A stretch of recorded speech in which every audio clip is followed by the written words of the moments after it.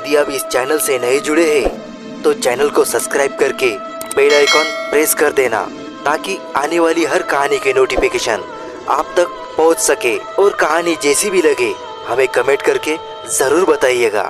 ये दास्तां एक ऐसी गली की है जो अपने में खुद एक कहानी है। इस गली में बहुत सी खौफनाक यादें दफन है।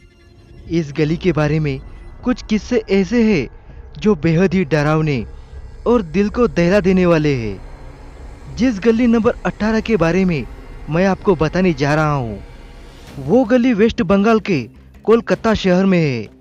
ये गली बेहद ही संकरा और बेहद ही लंबी है। आज इसके बारे में आपको बताने जा रहा हूँ।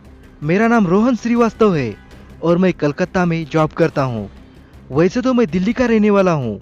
कोलकाता में बतौर सॉफ्टवेयर इंजीनियर के पद पर हूँ। मेरा पूरा परिवार दिल्ली में ही रहता है। अब मैं आपको गली नंबर 18 के बारे में बताने जा रहा हूँ। मैंने बहुत से लोगों से इस गली के बारे में बहुत कुछ सुना हुआ है। बहुत ही पुरानी बात है। इस गली में ऐसा कुछ हुआ कि सभी लोग डरने लगे। पूरी बात अभी किसी को भी नहीं पता है कि यहाँ पर क्या हुआ था, लेकिन यह गली बहुत ही डरावनी है और वहाँ पर कोई नहीं जाता। यह खबर लगभग 40 साल पुरानी है। लोगों का तो यहाँ तक मानना था कि यहाँ पर जिन भी लोगों की मौत हुई है उन सबकी आत्मा यहाँ पर भटकती है। कई लोगों ने मुझे इसके बारे में बताया भी था, पर मुझे उनकी बातों पर बिल्कुल भी विश्वास नहीं था।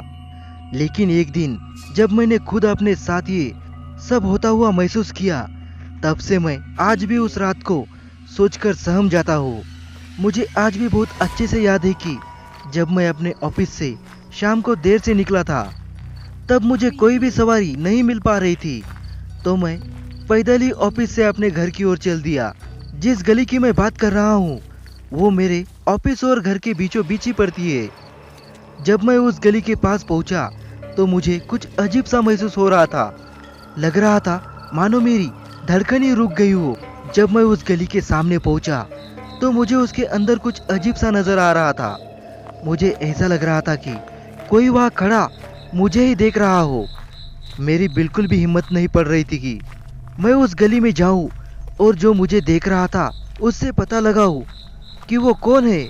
मेरे तो मन में बस एक ही बात आ रही थी कि मैं कैसे न कैसे अपने घर पर जल्दी पहुंच जाऊं। जैसे ही मैं वहां से चलने लग गया तो मुझे वहां से रोने और बिलखने की आवाज़ साफ साफ सुनाई दे रही थी।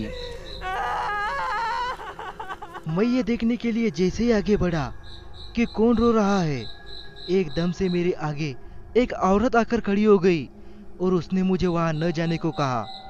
मैंने उससे कहा कि वहां पर कोई रो रहा है, तो उसने कहा कि वहां पर जो भी है वो सब मरे हुए लोग हैं, जिनको कुछ साल पहले मार दिया गया था।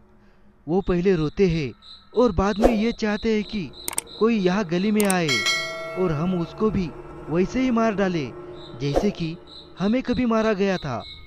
इसलिए तुम्हारी भलाई इसी में है कि तुम यहाँ से वापस अपने घर चले जाओ। कभी भी इस गली में आने की भी मत सोचना। उस दिन के बाद से मैं कभी भी उस गली में नहीं गया।